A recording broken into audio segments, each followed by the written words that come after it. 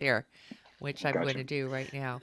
So, Stephen, I don't know if you are familiar. What we do is we have this sort of awkward opening where we talk about our guest and Okay. who they are, and you're actually listening, and then we sort of bring you in, except you're on screen the whole time. So, Most I people will don't sit here and see say you. nothing. well, you could, or Yeah. you could interrupt and say that's not true, that's lies, those are all lies, but that's up to Yeah. you. Is this visual? This doesn't go out visually, right? This is just audio.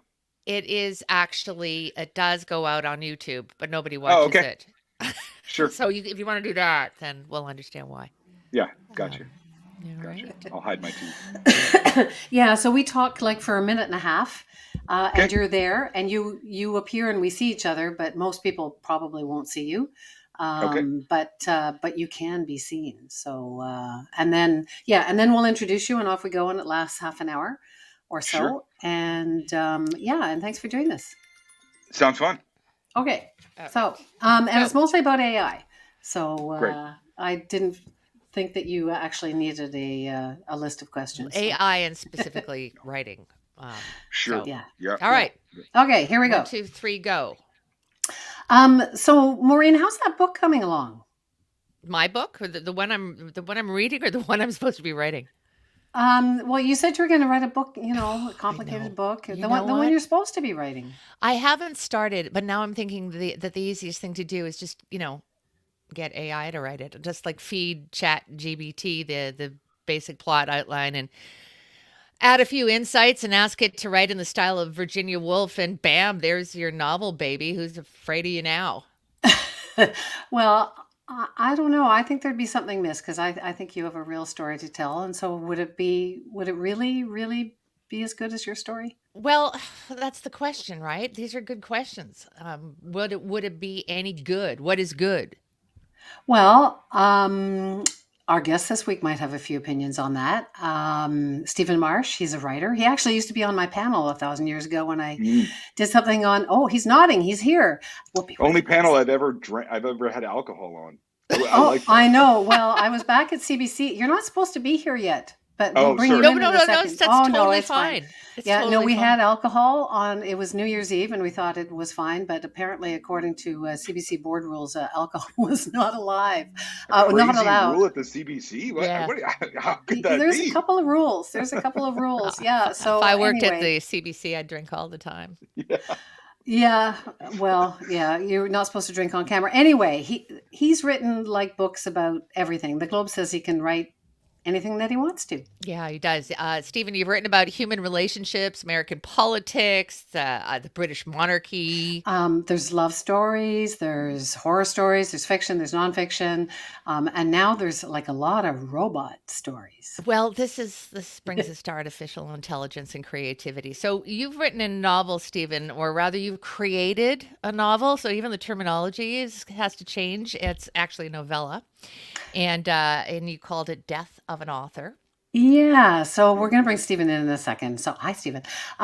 Anyway, he's just in this book, Death of an Author. He's used a bunch of AI programs to write it. And he's credited, the author is credited as Aidan Marchine. I'm not sure I pronounced that right, which sort of is an amalgam of marsh and machine. I'm not sure why it's called Aidan. Well, maybe get to that. And it's arguably the first readable AI novel. That's what the New York Times said of the first readable. So the question is it any good? Well, that's a good question. It's scary. It's interesting. And maybe, Maureen, it's the end of the world. Okay, Stephen, with no further ado, writer, and I'm going to say you're a literary technician. What Oh, do you it's a good. think? I mean, sure. Whatever. No one has a word for what I did, so that sounds as good as any other one. Yeah, I checked thank out you. your Twitter. I mean, I follow you on Twitter, and you write. Oh, you've written so many books, and you say that you're an enemy of boredom. So you've Hmm. written about marriage. I don't know and we want to talk about AI, but you produce so much. Like, Yeah. do you ever turn off? No, I mean, I'm just a really incoherent person with no brand identity as a writer. I mean, basically what happens to me is I just get sick with fascination at things and I feel like I have to get to the end of them. And it's like halfway to a pathology. Like I mean, it's not super healthy. Like like I have 3 books coming out this year. It's not super reasonable activity to be doing that. And but I can't stop.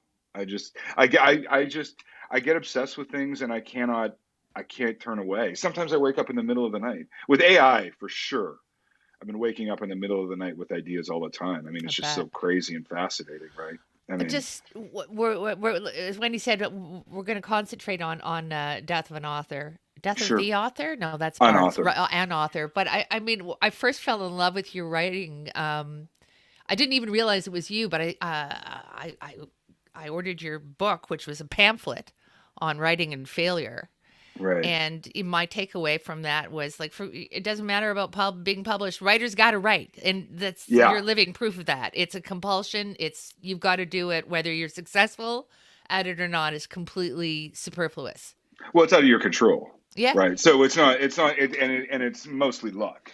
So it's not, yeah, like it's not the kind of thing that you want to grant. You certainly don't. You're not going to have a writing career very long if you base it on outcomes, right? It's based on like how successful anything is, because that's just not in anyone's control, right? So, but I mean, my solution to that has been to write so much that something has to work, it's like throwing right? it at the wall, right? Eventually, it'll Yeah, stick. I I mean remember that. you used to have like one, you got paid for not very much, but got paid a little bit for being on the CBC panel where we had Yeah. alcohol. And you had one jacket that was your TV jacket. You're not wearing a jacket now, but I don't know. I mean, Maureen and I both, we put writers on a pedestal. We think it's kind of important. You obviously are obsessed by it. Are you making any money, all of these books? Do you have like more than Sure. one jacket? Um, well, I don't have more than one. I mean, I have like 3 jackets, but they're all the same. I bought them in a. I mean, like I bought them. I bought good quality suitings. Like, I mean, they're over 15 years old, but they're like men's clothes last forever, right? And it's like what I need is like a gray suit, and Yeah, that's what I mean, like it's not like, and there's no fashion change. I mean, they're exactly the same suit that everyone else is wearing right now. So no, I did the smart thing. I bought a very expensive good suit, and it's lasted forever, yeah. Hmm. right? And honestly, I don't think I'm gonna change it. Like I don't see a reason to buy another one. No, But are you Also, making money? oh well, I make a living, sure, Okay, good. but I'm not. I mean, I'm not sure. Like it would not be. I don't really have a choice in that matter. I do have to make a living. Yeah. But it's but on the other hand, it's not like I'm driving a Lamborghini over here. I have a place in the south of France. well, I can't think of too many writers who are doing that. All Yeah, right, can you tell us? And I found it fascinating reading about how you did this. But when you set out to write this novella, you you must be more than computer literate, and we've literally literate. You use 3 different AI platforms.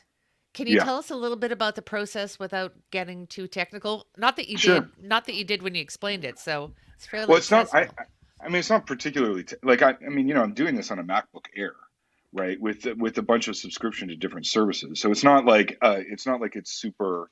It's not like I have to be super literate. I mean, in the early days, like I wrote my first algorithmically generated story in 2017 for Wired, and a computer scientist built me a system for that at U of T. Sci-Fi Q it was called. And so that was a really elaborate and expensive process to get at an algorithmically generated story.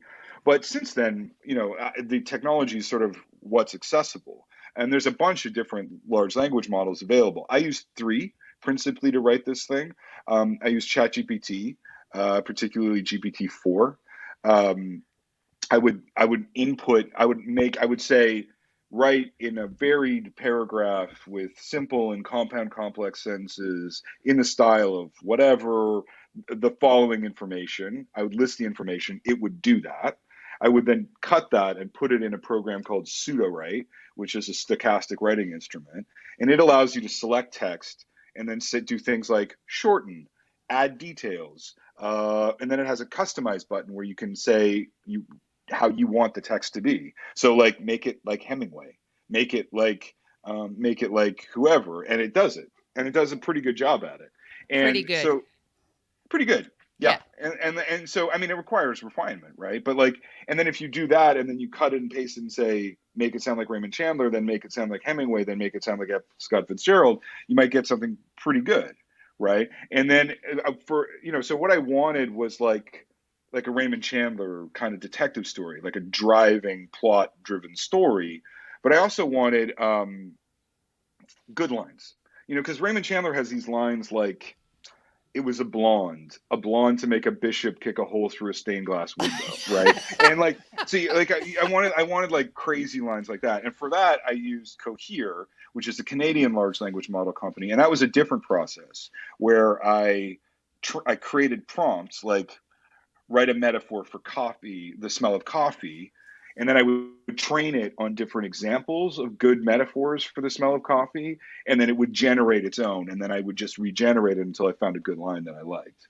Right. And I mean, that's obviously too labor intensive a process to use for a whole book. But the best lines in the book are all from Cohere. So those were the three AIs that I used to generate this text. You talk about it sort of with great affection, and there's Oh been yeah. a lot of feedback, obviously, to the death of an author. A lot of people saying that, well, it's not real, it doesn't have any wit, it doesn't have any humor, and yet it kind of does. And other people are watching you and saying, well, you can. The most interesting part is watching where Stephen, also known as Aiden, in the book, is guiding is guiding the dialogue. So I just find it really interesting, the comparison that you made after all of this feedback, that it's like hip hop. It's like the next era of creativity. So it's good, but it's also terrifying. So are you a fan? Because now obviously everyone's come forward and said it's the end of the world. Well, it's not the end. Like, certainly one thing that I don't think is ending is creativity, right? Like, I mean, I just am not, I just don't believe it. I mean, they said it before. They said the camera was going to end art, right? And in some ways, the camera was the beginning of art, right? And I think, each of these, we think of technologies as world ending, but actually they're just transmutations. They're just interfaces. We create a new way to do this. I mean, this work is absolutely my creation. Like, no one can go and do that, what I just did, right? With the same, like, I had, the machine that I used, I do have affection for it, particularly Cohere, which I have a kind of like feelings for, and Oh dear, another well, book. it's the way that a violin player would have a relationship with their Stradivarius, right? Or like a guitar player would have a relationship with like a Gibson flame guitar, right? Like it's a very beautiful instrument that's capable of producing really powerful experiences, right? And but when I wrote this, like, on the one hand, I am in control, but the really interesting moments are the moments where you can feel the machine and its relationship to language, like, pushing out against the control and Mm. and taking you to new places aesthetically. And I mean, I'm not saying that was every day. Like, that was probably 20 or 30 times during the entire writing process. But in those moments, I really felt like I was getting an alien to write a short story, Wow. right? Like, and that alien also was the sum total of our language. So it, it has new things in it for sure. Like, and I'm not sure. I'm just the very beginning of this, but like, someone is actually going to figure out, and it might be me, but it could also be someone else, like, what this is specifically for. And I mean, I think that'll take some time, but it will be a new creative form. Like, it will be a new art form. Let me ask you about the actual tangible it isn't. There is, as far as I know, that it's only available as an ebook or an audiobook, but there's no Yeah, actual print book. correct. Yeah. Well, it was because we were like, Jacob came to me with this idea in January. Like, you're interviewing me about it in May. I mean, you're writing a book. How long is it? Like, we're talking about conception to release in 3 months. Years Right. normally, years. Every other book, it's been 3 years. I mean, I actually don't know if a book has been this quickly produced since the 18th century. Right. Like, it's Wow. it's, I mean, we did this immediately. Right. So, print is kind of out of the question. on Yeah. those terms. You literally just can't find the presses. Yeah. But are you afraid? I mean, we've got all of these people who are huge supporters of machine intelligence for so many years. Yeah. We worked at Google. We're part of promoting artificial intelligence, and they're now saying it's out of control. And Yeah. there's no rules. There needs to be rules. Like, do you see a danger? You don't. Oh, I mean, you have to understand, I've been writing about this stuff since 2017, right? During that time, I've heard, yeah, one thing you have to remember about doomerism in tech generally is that it's a form of advertising, right? Like when they say WeWork is going to end downtown cores, there's not going to be cities anymore. There's just going to be WeWork. Like that's a form of advertising for them. Remember when they say crypto is going to end the control of the central banks and therefore, government control of fiat money? That's an ad for them, right? And when they say, the metaverse is going to end, face-to-face interactions, that makes them feel like they're big and important. But so and since I've been writing about AI in 2017, I've heard that the trucking industry has about a year left. I've heard that China has a trillion parameter artificial intelligence that is capable of superhuman control. I've heard that radiology, they shouldn't teach radiology at universities anymore because AI has already solved it. None of those things have come to But pass, there's lots right? of true stuff that has happened. I mean, we see automation everywhere, and you've got like these really. I know you're really smart, but there's lots of really smart people who are going. It could mean the end of the human race. It's like a nuclear bomb. It's not like Yeah, some kind of robot's going to take over certain jobs. It could mean we're not in control anymore. And as a but control freak, I'm a little bit worried about that. there is one thing you have to understand is these are algorithms. Everything that you hear about natural language processing is just text prediction. That's all it is. It's not even related to truth. It's only related to probabilities. So, we're already in a space where a pocket calculator can do math better than any human being that has ever existed, And we right? are math, kind of. And we don't worry about a pocket calculator. Uh-oh. Uh-oh. Uh-oh. Stephen's Language of frozen. Oh no, generation he's of. back. Oh, sorry, did I No, go you Can out? froze you for a can you second pick there. No up from worries. the pocket calculator just in case? Sure. I mean, the pocket calculator is capable of doing arithmetic at a level that no human being has ever been able to do. I mean, we have chess programs that are capable of doing chess better than any human being ever, right? And those are not the end of the world. And what this is the pocket calculator of language. One thing you have to understand is that no computer has a will. They're all instructions. They're algorithms. And I will say this. I've been around these engineers a lot, and I love being around them. God knows they're better than being around literary people. They're so much more honest and frank, and like I mean, honestly, it's just such a relief to be around them. But like, they don't have a super grasp of humanistic principles, right? Because they're engineers, and so they don't. I mean, look at Elon Musk with Twitter. Like he's obviously a brilliant engineer. He also obviously understands nothing about how discourse works, Yeah. right? And like similarly, like great geniuses, like bona fide geniuses, um, indulge this apocalyptic thinking. It's just not very informed to me.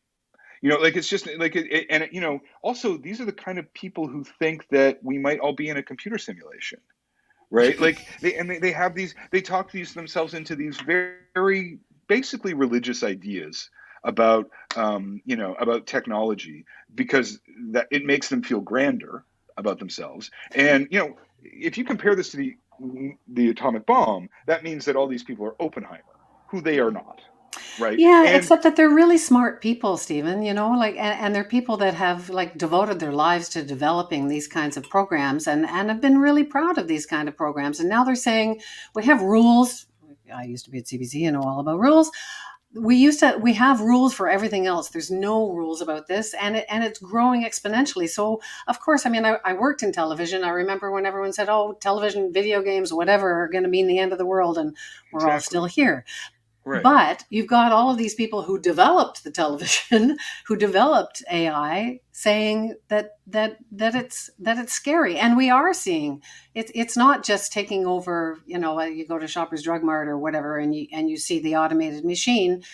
There's real change happening. So I But mean, that's not change is AI.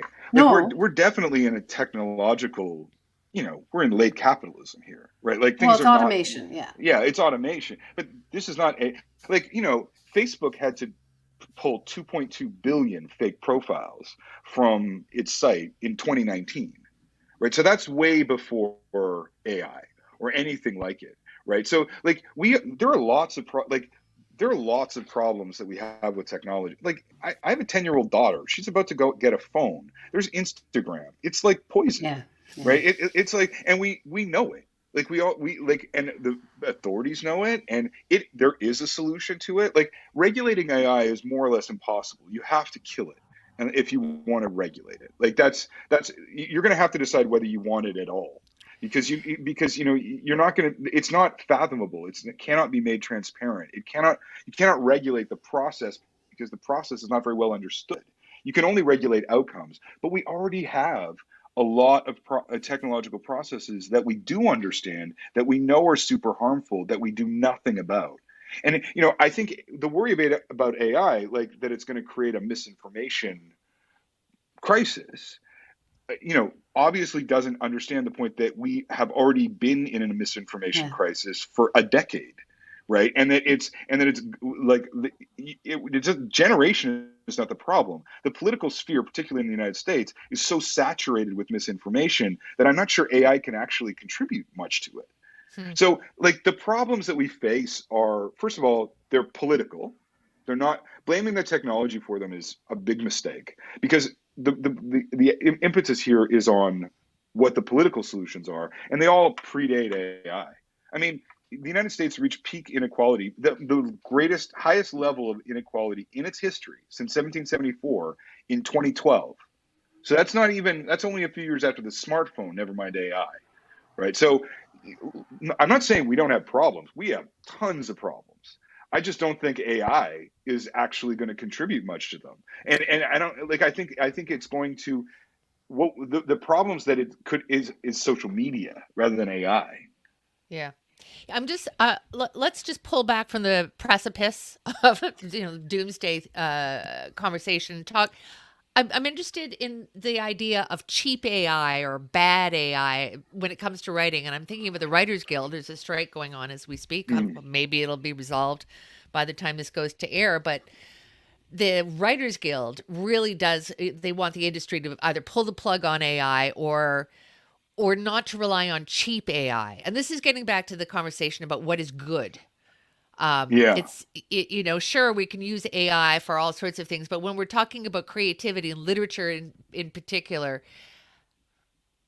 how do we determine what is good? Just knowing that your novella was written by AI already made me predisposed to see it being soulless. Do right. you know what I mean? So, Yeah, and maybe it is, maybe it isn't. It's right. very hard to judge, but I always the experience I've had with AI and creativity is that there's something missing. There's something Oh missing. yeah. Is it soul? Is it soul? Well, what machines are very good at, like what AI is very good at, is imitating formulaic speech, Yeah. right? And so like Boilerplate.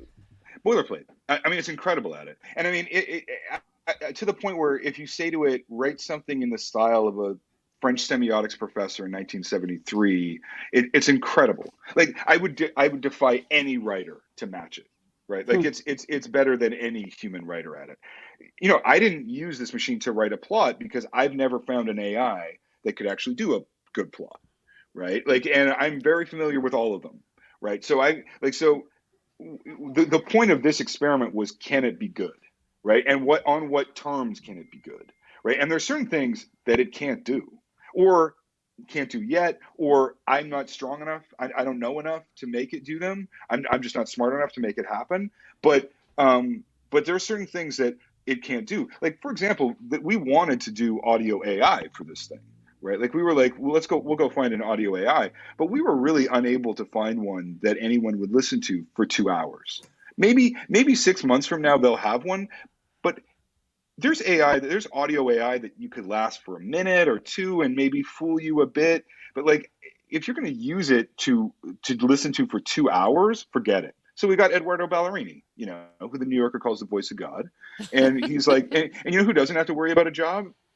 Eduardo Ballerini. I Yeah. mean, like they're a long way from being able to replace him, So right? do you And see a series? I mean, I think that's what Maureen wants to know, is like, that's what the screenwriters are worried about, right? That's going to move in and take everybody's job. But well, I mean, like that strike point. I mean, as someone who's actually used this thing for like 2 months to write, the idea that you're going to get a program where an executive goes and goes, "Hey, John Wick 5, here it comes," like that's not what you're going to get. Like that's not even. I mean, John Wick's maybe a bad example because it's so formulaic. I mean, also, we're in a period of the least originality in culture Hmm. maybe true since the that. Industrial Yeah. Revolution, right? Like the last 10, the top 10 movies of the last year were all sequels, right? So we're already in a completely derivative cultural space, right? I mean, I think AI is possibly a way to lead us out of that derivative cultural space, exactly because it is an art of the archives, right? It comes from archives, but I mean, just on a purely technical level, like I just don't think this is replacing anybody. When you think of the stakes that are involved in a Hollywood screenplay, like when you think of like how much money is riding on every word, like you're just not going to trust a machine to do it. I mean, you might use it. It might give you insights into what work. It might be used as an analytic tool. It might be used as certainly it'll be used in the process. Like it does amazing summaries of things, right? Like if you're an executive and you're going through 25 scripts a week, the summary function of ChatGPT has got to be useful, right? And so it'll be stuff like that. But in terms of like, we're making a movie, we earn $1 billion worldwide, we're going to use a machine, you'd have to be out of your mind. Like you're just not like they just will never take that kind of risk unless it has someone like me controlling it, right? In which case there's a writer anyway, Yeah, but journalists, right? right? That you Like have to pay. there's so many journalists being laid off, and maybe that's a social media phenomenon and has nothing to do with artificial Yeah. intelligence. But a lot of the new stuff is being written like just I don't know. Are not journalists being replaced by machines? No, they'll never be replaced because again, this is But not they a are truth being machine. replaced. Well, they're being fired, but that's been underway since, I mean, my whole life, Yeah. right? Like it's not like the decline in journalism is the decline in journalism started That's 1995. another Like story, yes. that, I mean, well, but honestly, like, blaming AI for the, like, you can all, it hallucinates, right? Like, this is a probabilistic technology. It is not derived from the truth. So the only journalism that'll value this stuff is stuff where they do not care about the facts. And the only kind of journalism the other kind of journalism that would use this stuff is stuff where they don't care about producing new information, right? I mean, in terms of like the formulaic, I mean, I can absolutely see a journalist who investigates a murder for a local paper, gathers all the facts, goes out in the field, gathers all the facts, goes home to ChatGPT and says, write in the style of the Baltimore Sun a murder with the following facts and lists them, and then it generates them, and then he takes that and publishes it. But journalism is not exactly like the hotbed of style, right? What? Like it's supposed to be just as frankly readable as possible, right? So I wouldn't consider that a failure on that journalist's part, right? Like if he goes and gets the information, or he or she goes and gets the information, has an opinion on it, puts that in the thing, and that's what I mean. You're just fitting it into a formula anyway. Why not have it be mechanized? I But I think don't that think that's going to replace anyone. I You think still have that to go and find it. the word opinion, the idea of opinion, I mean, Yeah. AI does not have an original opinion. It No, can't. it's completely derivative, right? So if it is what you can put into the machine is your will, and getting the machine to read your will is actually, and your intention is actually the whole trick of writing with it, right? And big surprise, that's the whole trick of ordinary writing as well, Well, right? that's Like what I found so interesting when you were talking about your little love affair with one of the bot machines. It's like you didn't What was call it it? a love affair, but Coder? Was it for the Cohere, Cohere? yeah. Yeah. And Cohere, I- yeah. and I I mean, I just have wonder, affection for like, Cohere. is it contributing anything new, or because we've trained it, everything we've written, everything we've seen, everything that's Yeah. sort of available is what's trained these machines. And is there anything new coming out of it? Like, is there, or is it all human? What you're accessing is the sum total of human language.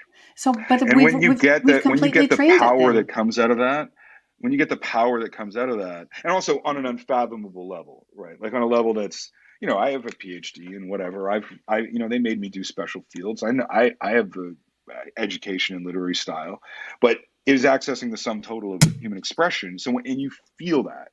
I mean, when you feel that coming out, um, Hmm. it's an awesome experience in the old sense of that term. Like it is an experience that's sort of the sublime, and it's not particularly related to other kind of cultural experiences that I've ever had, because you're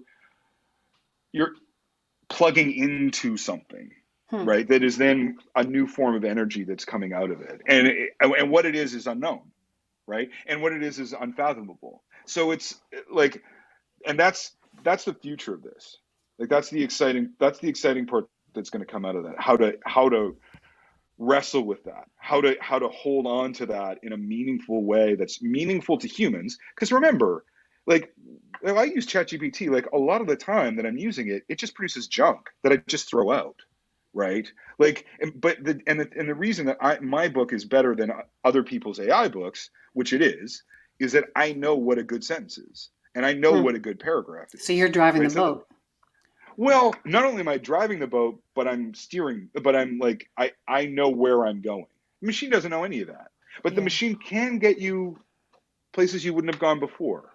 Hmm. And that's where the excitement comes in. But as I said, that would only be maybe a few dozen moments, 2 or 3 dozen moments of that in the entire experience of writing it. The rest is my control.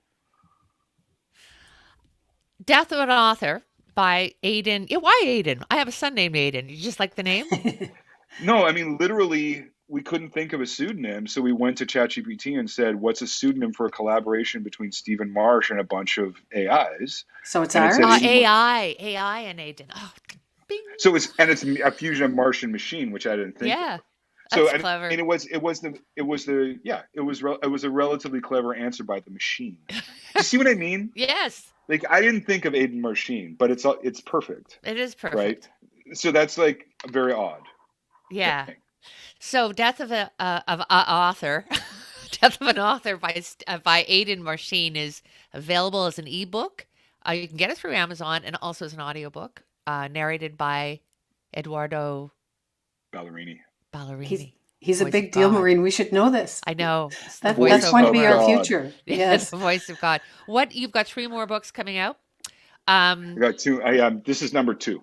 okay. Anything else you want Yeah. to tell us about that you're working on? No, you could have everyone buy On Writing and Failure. Tell them it's good, and tell Yeah, them and that they I should have go and bought buy it. it. I have bought it three times to give to Wow, friends of mine who write or are that's trying to nice. write. Yeah, I yeah. like to Well, hear that. it's Uh, easy, right? It's easy. I'm right. I'm a huge fan, and I feel strangely optimistic after this conversation.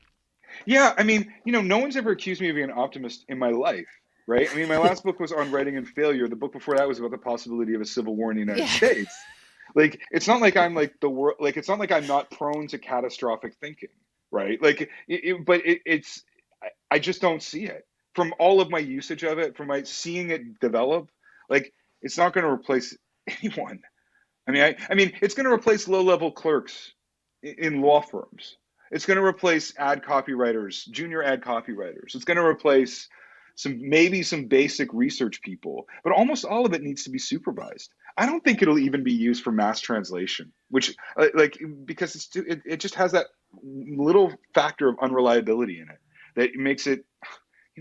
What use is a journalist if they're totally hallucinating wrong one every 100 times? Now, you know, we've known some drunks in journalism who were pretty close to that, On Wendy's Wendy. show. Yeah, I mean, we like Just there were once some a journalists. year, once a year. Yeah, just once a year they go completely off. But like, but so I mean, maybe it's not as bad as them, but they're the ones who get fired, right? Because it's like 1 out of 100 times the drunken stupor is too much. Well, as long as we remain in control, I'm okay. As long as there's like a role for us and we're still feeding them and they're not feeding us, that's, I mean, some of the stuff you read sounds a little scary, but it's nice to hear that there is because you've argued that this is sort of the new sort of creative element, and we just keep It's a going on. tool. So It's a yeah, tool. It's a tool. Yeah. Like 2 turntables and a microphone. It's a Yeah. tool. I think Yeah. it's a little more than that. We'll see. Anyway, it's been lovely to see you and talk to you Yes. again. And Lovely to see you too. yeah, and I can't believe that your daughter is 10. How old's the other one? 17. Wow. Yeah. Okay. Well, It's good luck. crazy. Yeah, I know. I need it. Yeah. Lovely to talk to you, Nice Stephen. Lovely to talk to you too. Stephen. Yeah. Okay. Take Talk care. soon. Ciao. I just feel like he's the smartest boy in the class. I know.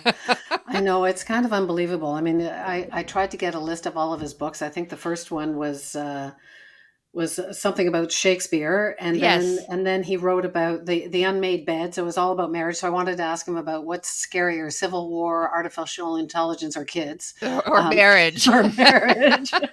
But he's also, I mean, his essays, I mean, we didn't give him the full resume off the top, but he writes for the Guardian, the Atlantic, the Esquire. He's a machine. He is. And he's even written a great piece about the royals. Yeah. So yeah, he just sort of pumps it out, and And it's accessible kind of too. amazing. He doesn't need AI, and yet he's fascinated Yeah. by it. So it's kind of nice because we are in a period where it seems that a lot of really smart people who know a lot more than I will ever know about machine intelligence are going, "This is completely out of control," and he's like, "No, this is great. Well, I'm learning so much." You've been obsessing. Well, we're all obsessing about it, but I mean, you got snowed in the middle of last winter, and you spent too much time in your own brain, and you got really worried. And you're not alone. I mean, again, to your point earlier, there are a lot of very smart people who see AI as a serious threat, particularly within the military and so on. But when it comes to creativity, my takeaway is strangely optimistic after talking to Stephen, because he so clearly sees it as a tool, as much as a camera is, or as much as we will never lose our creativity. And things like there is nothing like other than AI can help us become even more creative. And So your book, are you going to God. are you going to chat GPT it?